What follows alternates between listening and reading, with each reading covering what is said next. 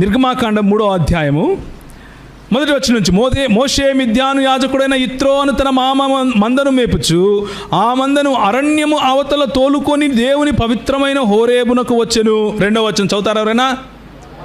ఒక పొదనడిమిని అగ్నిజ్వాలలలో యెహోవా దూత అతనికి ప్రత్యక్షమైన. ఎవరు ప్రత్యక్షమయ్యారు?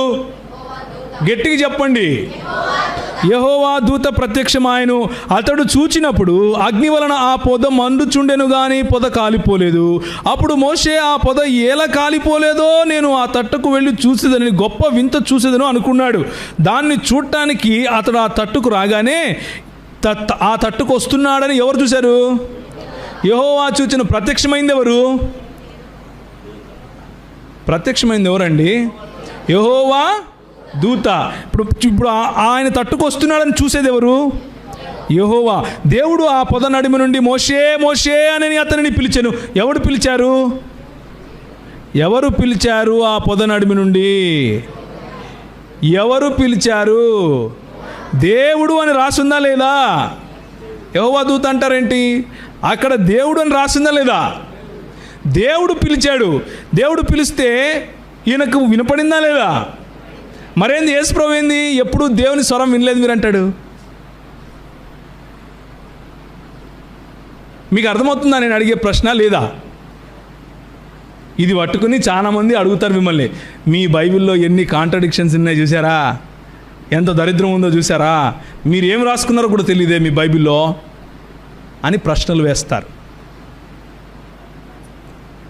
మనము 30 సంవత్సరాలు, 20 సంవత్సరాలు, 15 సంవత్సరాలు, కొంతమంది అయితే 60 సంవత్సరాల నుంచి క్రైస్తవులంగానే ఉంటాం. ఎక్కడ వేసిన గొంగలి అక్కడే. ఏసే ఏసే ఏసే కాలు నచ్చాంది వేసేయ, దీన్ని ముట్టినాయన ఏసే ఏసే ఏసే కాలు నచ్చాంది వేసే, చేయి నచ్చాంది వేసే, తల నచ్చా. ఇదే మన బతుకు. కానీ కొంచెం ముందుకు వెళ్దాం. దేవుడు ఏంటి? ఆయన ఉనికి ఏంటి? ఆయన ప్రత్యక్షతలు ఏంటి? ఆయన యొక్క గొప్పతనం ఏంటి? ఆయన ఔన్నత్యం ఏంటి? ఆయనతో నాకున్న సంబంధం ఏమిటి? నేను ఆయనలో ఏమై ఉన్నాను అన్న విషయాలను మనం పట్టించుకుంటే ఇలాంటి ప్రశ్నలకు చాలా స్పష్టంగా, చాలా సూటిగా మనకు సమాధానాలు దొరికిపోతాయి. అప్పుడు దానిని చూచుటకు అతడు ఆ తట్టు వచ్చుట యెహోవా చూచెను. ఆ తరువాత, నీ పాదముల నుండి నీ చెప్పులు విడువము, నీవు నిలిచియున్న స్థలము పరిశుద్ధ స్థలము అన్న తర్వాత 14వ వచనం చూడండి. అందుకు దేవుడు, అంటే ఇప్పుడు మోషే మాట్లాడుతూ అంటున్నాడు, నువ్వు నన్ను పంపిస్తున్నావు, బాగానే ఉంది.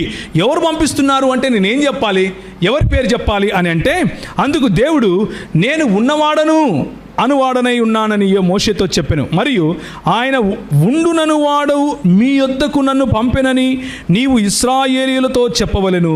మరియు దేవుడు మోషేతో ఇట్లనెను, మీ పితరుల దేవుడైన యెహోవా అనగా అబ్రహాము దేవుడు, ఇస్సాకు దేవుడు, యాకోబు దేవుడు అయిన యెహోవా మీ యొద్దకు నన్ను పంపెనని నీవు ఇశ్రాయేలీయులతో చెప్పు. ఎవరి దేవుడంట? అబ్రహాము దేవుడు, ఇస్సాకు దేవుడు, యాకోబు దేవుడు అని దేవుడు సొంతంగా తన పరిచయం ఇచ్చుకుంటున్నాడు. నేను ఈరోజు ఉదయం మన ప్రోగ్రామ్ అయిపోయిన తర్వాత వెనకాల ఒక బ్రదర్తో కలిస్తే, అన్న మీది బెల్లంపల్లి కదన్నా అన్నాడు. కాదు బాబు, నేను ప్రవీణ్ కుమారే, కానీ బెల్లంపల్లి ప్రవీణ్ కాదు. అర్థమవుతుంది కదా? నేను ప్రవీణ్ కుమారే కానీ బెల్లంపల్లి ప్రవీణ్ కుమారు కాదు. నేను ప్రవీణ్ కుమార్ పగడాల. అలాగే దేవుళ్ళు చాలామంది నువ్వు అనుకోవచ్చు నాయన, కానీ నేను అలాంటి దేవుణ్ణి కాదు. ఏ దేవుణ్ణి? అబ్రహాము దేవుణ్ణి, ఇస్సాకు దేవుణ్ణి, యాకోబు దేవుణ్ణి. దేవుడు తన పరిచయ పత్రికను చూపిస్తున్నాడు. దేవుడు తన ఆధార్ కార్డు చూపిస్తున్నాడు. ఇదిగో ఇది నేను. నువ్వు ఎవరిని పడితే వాడిని ప్రవీణ్ కుమార్ అనుకోబాకు. ప్రవీణ్ కుమార్లు చాలా మంది ఉంటారు నాయన, కానీ నేను వేరు వాళ్ళు వేరు అని చెప్పడం కోసం డిస్టింక్షన్ ప్రభు చూపిస్తున్నాడు.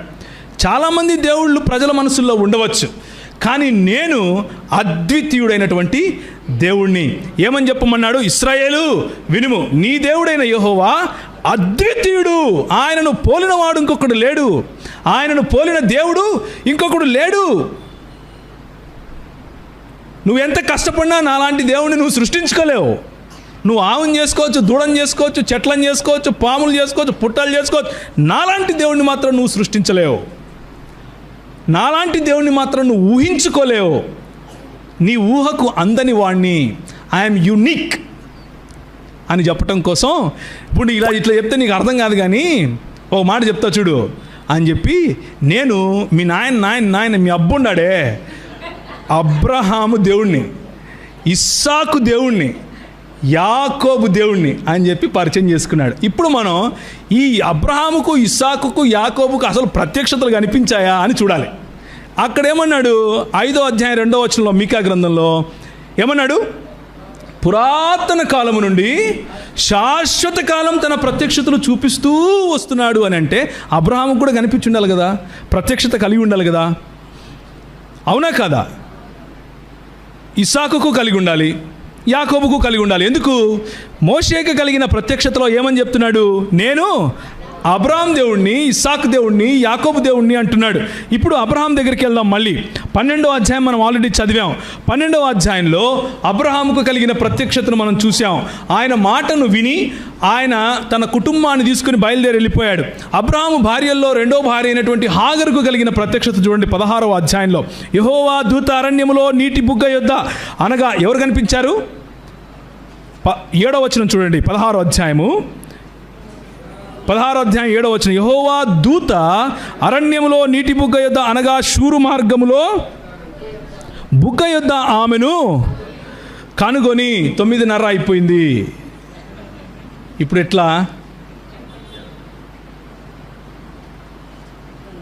వెనకాల చేతులు చూపిస్తున్నాడు ఆయన. ముందుకు పోవాలని వద్దా? సరే, ఈ ప్రత్యక్షతలు మాత్రం చెప్పేసి వదిలేద్దాం ఈరోజుకి. రేపు బైబిల్ స్టడీలో మీరు వస్తే ఇంకా ఎక్కువగా చదువుకునే ప్రయత్నం చేద్దాం. సో హాగరుకు కలిగిన ప్రత్యక్షత ఏమిటి అంటే, యెహోవా దూత అరణ్య మార్గములో నీటి బుగ్గ యొద్ద అనగా శూరు మార్గములో బుగ్గ యొద్ద ఆమెను కనుగొని, శారాయి దాసివైన హాగరు ఎక్కడి నుండి వచ్చితివి, ఎక్కడికి వెళ్ళుచున్నావు అడిగినందున అది నా యజమానురైన అంటూ ఆమె మొత్తం స్టోరీ చెప్పింది. అప్పుడు యెహోవా దూత నీ యజమానురాలు యొద్దకు తిరిగి వెళ్ళి ఆమె చేతి క్రింద అణిగి ఉండుము అని దానితో చెప్పెను. ఇప్పుడు ఆఖరి వచనం చదవండి అదే చాప్టర్లో. హాగరు దానిపైన చదవమ్మా ఒక్క నిమిషం.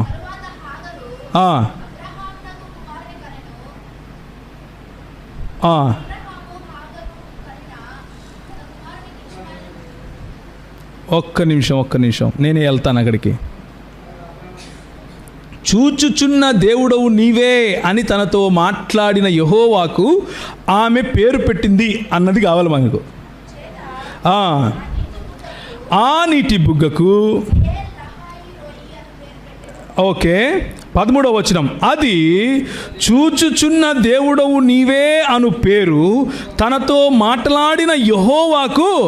ఇప్పుడు నాకు చెప్పండి, మాట్లాడింది ఎవరు? ఎక్కడ మాట్లాడాడమ్మా యెహోవా? ఎవరు కనిపించారు అక్కడ? 1వ వచనం మనం ఏం చదివాము? యెహోవా దూత ఆమెకు అరణ్యములో నీటి బుగ్గ యొద్ద కనిపించి, యెహోవా దూత మాట్లాడింది. యెహోవా దూత ఆమెను ఆశీర్వదించి, యెహోవా దూత నేను నీ పిల్లలను ఆశీర్వదిస్తానని చెప్పి పంపిస్తే, ఇక్కడ ఆ యెహోవా దూతను ఏ విధంగా అర్థం చేసుకుంది ఈమె? యెహోవాగా అర్థం చేసుకుంది. ఏం చేసుకుంది? అది చూచుచున్న దేవుడవు నీవే అను పేరు తనతో మాట్లాడిన యెహోవాకు పెట్టెను. ఎవరు మాట్లాడారని అర్థం చేసుకుంది? యెహోవా. కానీ యెహోవా మాట్లాడటానికి వీల్లేదు కదా. మన ప్రభు ఏమని చెప్పాడు? మీరు ఆయన ఎప్పుడు చూడను లేదు, ఆయన స్వరము వినలేదు అంటుంటే, ఇక్కడేమో ఇవేమంటుంది? నాతో మాట్లాడాడు, ఆయనకు నేను పేరు కూడా పెట్టుకున్నాను అంటుంది. పెట్టుకుందా లేదా? చూచుచున్న దేవుడవు నీవే అను పేరు తనతో మాట్లాడిన యెహోవాకు ఎవరు పెట్టారు? హాగరు పెట్టుకుంది. సో అబ్రహాము జీవితంలో అబ్రహాము కుటుంబంలో ఉన్నటువంటి హాగరుకు కలిగిన ప్రత్యక్షత. ఇప్పుడు 22వ అధ్యాయానికి వెళ్ళండి. 22వ అధ్యాయంలో ఇవన్నీ జరిగిన తర్వాత దేవుడు అబ్రహామును పరిశోధించిన అని ఉంటుంది. చూడండి, అక్కడి నుంచి చదవండి, మొదలు పెట్టండి. ఆ సంగతులు జరిగిన తర్వాత దేవుడు అబ్రహామును పరిశోధించెను. అబ్రహామా అని పిలువగా ఎవరు పిలిచారు? పిలిచాడా లేదా? పిలిస్తే ఈయనకి వినబడిందా లేదా? వినబడితే రెస్పాన్స్ ఇచ్చాడా లేదా? చిత్తం ప్రభు అని. మరి యేసు ప్రభు ఏంటి ఎప్పుడు ఆయన స్వరం వినలేదంటాడు? మీకు అర్థమవుతుందా లేదా నేను అడిగేది? నేను ఎన్ని చూపిస్తానన్నా మీకు ఒక్క మాటతో కొట్టేస్తాడేంటి ఆయన? అసలు మీరు ఇనలేదు పోవా అంటాడేంటి? ఇంతమంది వింటుంటే హాగర్ వినింది, మోషే విన్నాడు, అబ్రహాం విన్నాడు, ఇదిగో అబ్రహాం మళ్ళీ వింటున్నాడు, మళ్ళీ తన కుమారునితో సహా వింటున్నాడు, ఇస్సాకుతో సహా. చూడండి, అప్పుడు ఆయన నీకు ఒక్కగానొక్కడైన నీ కుమారుని అనగా నీవు ప్రేమించి ఇస్సాకును తీసుకుని మోరియా దేశమునకు వెళ్ళి అక్కడ నేను నీతో చెప్పవు పర్వతములలో ఒక దాని మీద దహన బలిగా అతనిని ఏం చేయాలంట? అర్పించాలంట. యెహోవా దూత పరలోకములో నుండి 11వ వచనం చూడండి. యెహోవా దూత పరలోకములో నుండి అబ్రహామా అబ్రహామా అని అతనిని పిలుచును. అందుకంతడు చిత్తము ప్రభువా అని. ఎవరన్నారు చిత్తం ప్రభు అని? దేవుడు పిలిస్తే ఏమన్నాడు?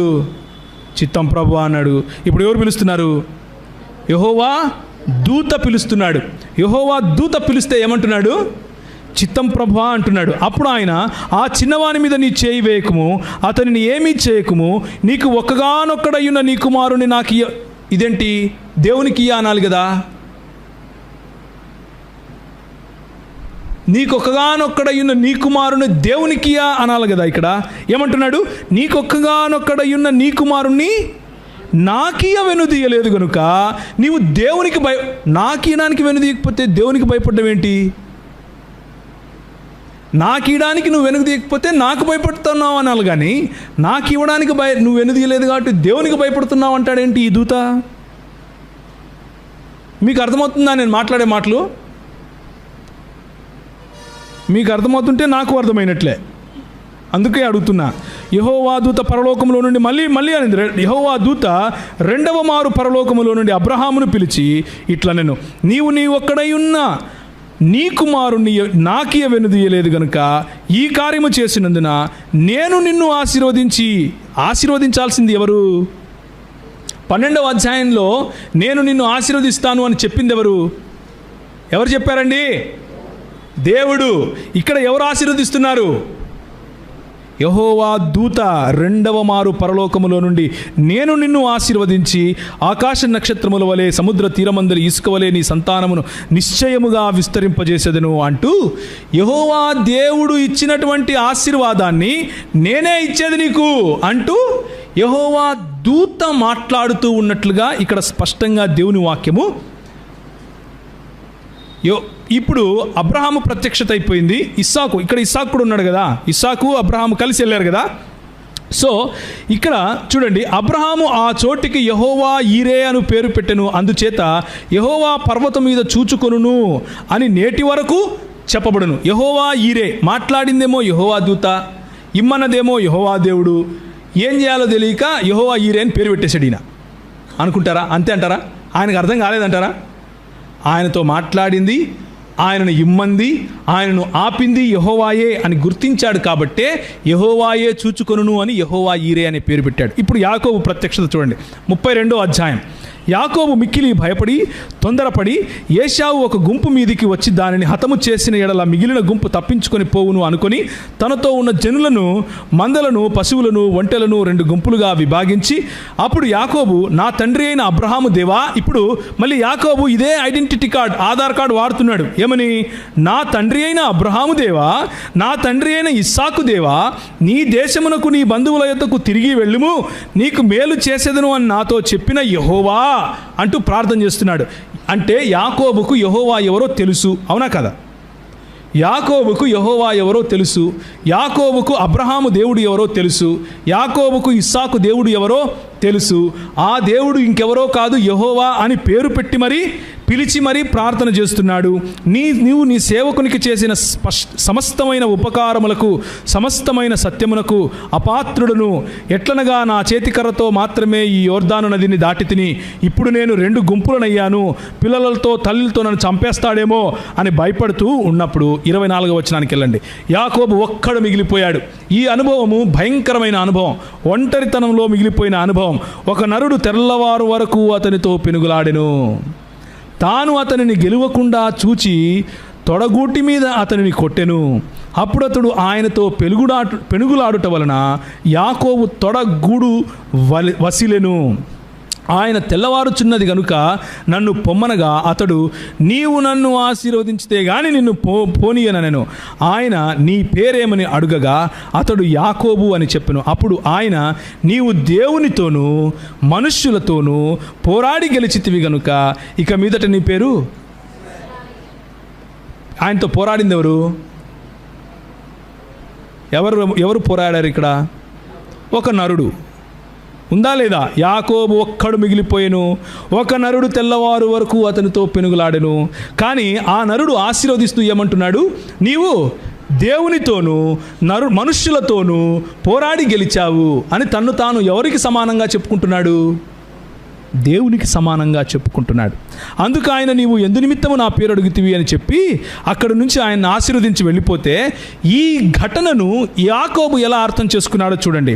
యాకోబు, నేను ముఖాముఖిగా దేవుని చూచి తిని ఆయనను నా ప్రాణము దక్కినదని ఆ స్థలమునకు పెనూయేలు అని పేరు పెట్టాను. ఇది పెనూయేలు అనుభవం, ముఖాముఖిగా దేవుణ్ణి చూడటం. ఇదేంటి? ఒక నరుడితో పోరాడి ఈయనేమో దేవుణ్ణి చూశానంటాడేంటి? ఇంతకు అబ్రహాము దేవుడెవరు? ఇస్సాకు దేవుడెవరు? యాకోబు దేవుడెవరు? అబ్రహాము మరియు ఆయన భార్యకేమో ఎలా కనిపించాడు? యెహోవా దూతగా ప్రత్యక్షమయ్యాడు. తన ప్రత్యక్షతలో యెహోవా దూత అన్నటువంటి మాట వాడుకున్నాడు. ఇస్సాకుకు కూడా యెహోవా దూత అన్న మాట వాడుకున్నాడు. ఇప్పుడు యాకోబుకేమో ఒక నరుడు అన్న మాట వాడుతున్నాడు. ఇదే ఆదికాండం 48వ అధ్యాయానికి రండి. అతడు యోసేపును దీవించి, అంటే ఇప్పుడు యాకోబు చనిపోతున్నాడు, ముసలివాడైపోయాడు. తన కుమారుడైన యోసేపును దీవిస్తూ ఈ మాట అంటున్నాడు, నా పితరులైన అబ్రహాము ఇస్సాకులు ఎవని ఎదుట నడుచుచుండిరో ఆ దేవుడు. అంటే మళ్ళీ అదే ఆధార్ కార్డు దగ్గరికి వెళ్తున్నాడు. ఏ ఐడెంటిటీ కార్డు అది? అబ్రహాము దేవుడు, ఇస్సాకు దేవుడు అన్నటువంటి ఐడెంటిటీ కార్డ్. ఎవరి ఎదుట నడుచుచుండిరో ఆ దేవుడు. నేను పుట్టింది మొదలుకొని నేటి వరకు ఎవడు నన్ను పోషించెనో ఆ దేవుడు అనగా. ఇప్పుడు మళ్ళా చెప్తున్నాడు, నువ్వు మళ్ళా కన్ఫ్యూజ్ అవ్వద్దు బాబు.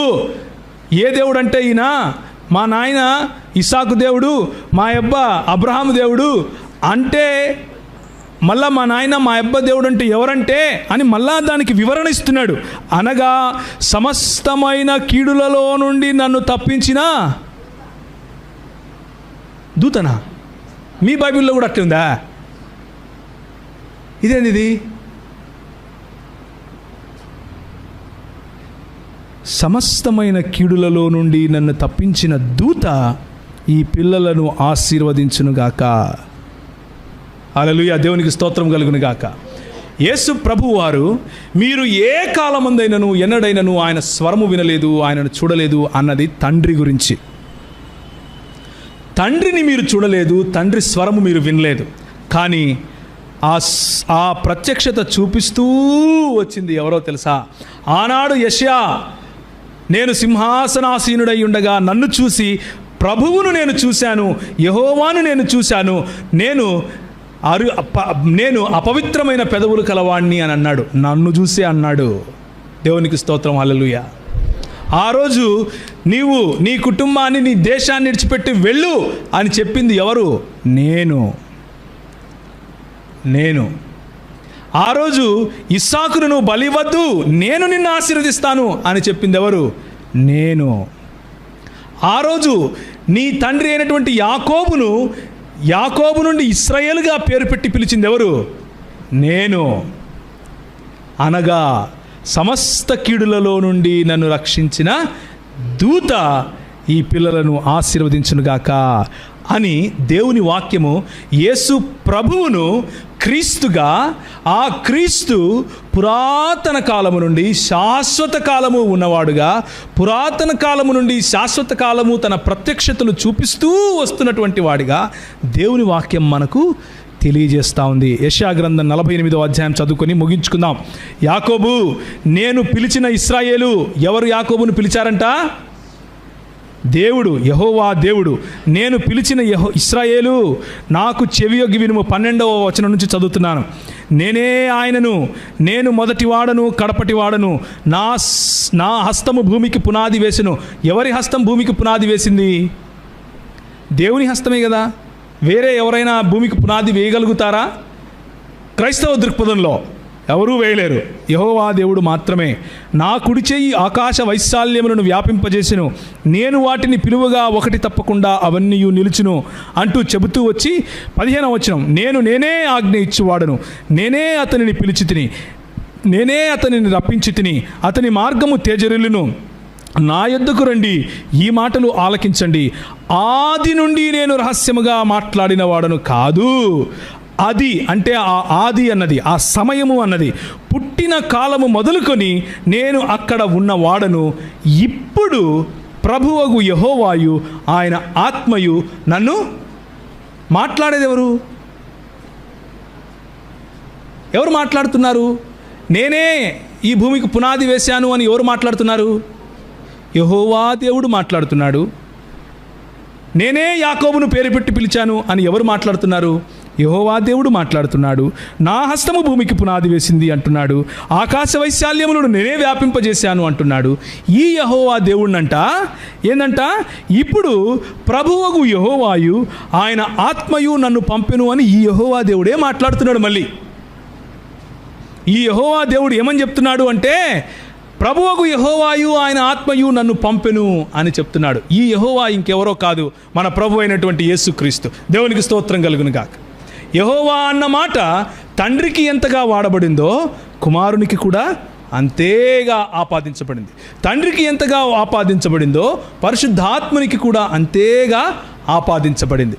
దీనినే థియోఫెనీ నుండి క్రిస్టోఫెనీగా మనము మాట్లాడుకుంటున్నాం ఇప్పుడు. అంటే దేవుని యొక్క ప్రత్యక్షతల నుండి క్రీస్తు యొక్క ప్రత్యక్షతల వైపుకు మనం వస్తున్నాం. నూతన నిబంధన గ్రంథానికి వస్తే మత్తయి సువార్త, మార్కు సువార్త, లూకా సువార్త, యోహాను సువార్తలలో ఆదియందు వాక్యముండెను, వాక్యము దేవుని యొద్ద ఉండెను, వాక్యము దేవుడై ఉండెను. 12వ వచనం, ఆ వాక్యము కృపాసత్య సంపూర్ణుడిగా, ఆ వాక్యము శరీరధారి అయి కృపాసత్య సంపూర్ణుడిగా మన మధ్య నివసించిన. ఇది మన క్రీస్తు. ఎందుకు ఆయన మాత్రమే రక్షకుడు అంటే, ఆయన మాత్రమే అబ్రహాము, ఇస్సాకు, యాకోబుల దేవుడు కాబట్టి. ఆయన మాత్రమే అబ్రహాము, ఇస్సాకు, యాకోబుల దేవుడు కాబట్టి తండ్రిని గణపరచినట్లుగా ప్రతి ఒక్కరూ అంటే అందరూ కుమారుని ఘనపరచవలనని తీర్పు తీర్చుటకు సర్వాధికారము కుమారునికి అప్పగించి ఉన్నాడు. తండ్రిని ఎలా ఘనపరచాలి అని యేసుప్రభువుని అడిగితే ఆయన అంటాడు, with all of your heart, with all of your mind, with all of your soul and with all of your strength అంటాడు. అవునా కదా? నీ సర్వస్వంతో ఆయనను ఆరాధించాలి, ప్రేమించాలి, సేవించాలి, ఘనపరచాలి. అలాగే నన్ను కూడా ఘనపరచాలి అని యేసు ప్రభువే స్వయంగా చెప్తున్నాడు. 5వ అధ్యాయం 23వ వచనం, రోమీయులకు రాసిన పత్రిక 9వ అధ్యాయం 5వ వచనం, పితరులు వీరివారు శరీరమును బట్టి క్రీస్తు వీరిలో పుట్టాడు. ఎప్పుడు? బెత్లెహేము, ఎఫ్రాతా, యూదా గోత్రములలో నీవు అల్పమైన దాని అనుకుంటున్నావేమో, ఇశ్రాయేలును ఏలబోవాడు నీలో నుండే వస్తాడు అన్న మాట రోమీయులకు రాసిన పత్రిక 9వ అధ్యాయం 5వ వచనంలో నెరవేరుతూ, శరీరమును బట్టి క్రీస్తు వీరిలో పుట్టెను, ఈయన సర్వాధికారి అయిన దేవుడై ఉండి నిరంతరము స్తోత్రార్హుడై ఉన్నాడు. దేవునికి స్తోత్రం కలుగును గాక. మన యేసు ప్రభువుకు స్తోత్రం కలుగును గాక. ఈయన నిరంతరము స్తోత్రార్హుడై ఉన్నాడు అని చెప్తూ ఉంటే నువ్వు తొడలు కొడతాను, మీసాలు తిప్పుతాను, ఈయన చిన్న దేవుడు అంటావేంది? ఈయన చిన్న దేవుడు, పక్కింటి దేవుడు కాదు, ఈయనే నిజమైన దేవుడు. తీతుకు రాసిన పత్రిక 2వ అధ్యాయం 11 నుంచి 13 వరకు, ఏలయనగా సమస్త మనుషులకు రక్షణకరమైన దేవుని కృప ప్రత్యేకమై మనము భక్తిహీనతను, ఇహలోక సంబంధమైన దురాశలను విసర్జించి శుభప్రదమైన నిరీక్షణ నిమిత్తము, అనగా ఏంటా శుభప్రదమైన నిరీక్షణ అంటే, మహాదేవుడును మన రక్షకుడును అయిన యేసుక్రీస్తు మహిమ అంట. శుభప్రదమైన ఆ నిరీక్షణ ఏమిటి అంటే, మహాదేవుడును మన రక్షకుడును అయిన యేసుక్రీస్తు మహిమ యొక్క ప్రత్యక్షత కొరకు ఎదురు చూచుచు ఇంకా ఆయన ప్రత్యక్షతలు ఇస్తూనే ఉన్నాడు. మీ జీవితంలో ఇవ్వలేదా? నా జీవితంలో ఇవ్వలేదా? ఒక్క మాటతో నా జీవితం మార్చాడు. నీవు లోకమునకు వెలుగై ఉన్నావు అని ఒక్క మాట పలికాడు, నా జీవితం ఉల్టా పుల్టా అయిపోయింది. ఈరోజు యేసు ప్రభు దాసుడిగా నేను బతుకుతున్నాను. నిన్ను అలా మార్చలేదా? నీ జీవితంలో అలా ప్రత్యక్షత రాలేదా? ఆయన ప్రత్యక్షతలు పురాతన కాలము నుండి శాశ్వత కాలము ఆయన చూపిస్తూనే వస్తున్నాడు. నువ్వేమో ఆయన ప్రత్యక్షతలు పక్కన పెట్టి ఆయన ఇచ్చే చాక్లెట్ల కోసం వెతుకుతున్నావు. ఆయన నాకు చాక్లెట్ ఇస్తే చాలు, ఆయన నా తలనొప్పి తీస్తే చాలు, ఆయన నాకు పెళ్లి చేస్తే చాలు, నేను డిగ్రీ పాస్ అయితే చాలు, నాకు కొడుకు పుట్టలేదు, ఎప్పుడూ ఆడపిల్లలే పుడుతున్నారు, యేసు ప్రభువా యేసు ప్రభు. ఆయన ఇచ్చేది ఒక ఎత్తు, ఆయనే బహుమానంగా మన జీవితంలోకి రావటం ఇంకో ఎత్తు. దేవునికి స్తోత్రం కలుగును గాక. మళ్ళీ అందరం లేచి నిలబడి ఒకసారి ఈ వాక్యాన్ని చదువుకొని ముగించుకుందాం. మళ్ళీ ప్రకటన గ్రంథం 5వ అధ్యాయం ఇప్పుడు చదవండి. With all of your heart, నీ హృదయంలో ఉన్న భక్తి, నీ హృదయంలో ఉన్న ఆరాధన ఈ దేవునికి, ఎవరు?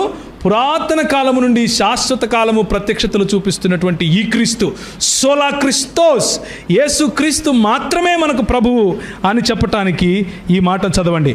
1, 2, 5వ అధ్యాయం 7వ వచనం నుంచి 1, 2, 3. ఆయన వచ్చి సింహాసనమునందు ఆసీనుడయుండు వాని కుడి చేతిలో నుండి ఆ గ్రంథమును తీసుకొనెను. ఆయన దానిని తీసుకున్నప్పుడు ఆ 4 జీవులను వీణలను ధూప ద్రవ్యములతో నిండిన సువర్ణ పాత్రలను పట్టుకొని ఉన్న ఆ 24 పెద్దలను ఆ గొర్రె పిల్ల ఎదుట సాగిలపడిరి. ఈ పాత్రలు పరిశుద్ధుల ప్రార్థనలు. ఆ పెద్దలు, నీవు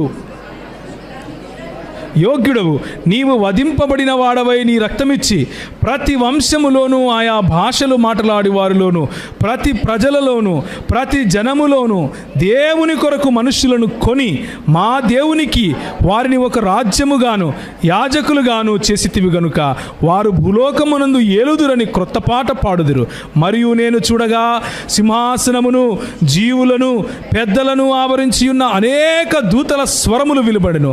వారి లెక్క కోట్ల కొలదిగా ఉండెను. వధింపబడిన గొర్రెపిల్ల శక్తియు ఐశ్వర్యమును జ్ఞానమును బలమును ఘనతయు మహిమయు స్తోత్రమును పొందనరుడని గొప్ప స్వరముతో చెప్పిరి. హల్లెలూయా, దేవునికి స్తోత్రం. ఎవరికి మహిమ ఘనత ప్రభావము చెల్లును అంటున్నారు? వధింపబడిన గొర్రెపిల్ల.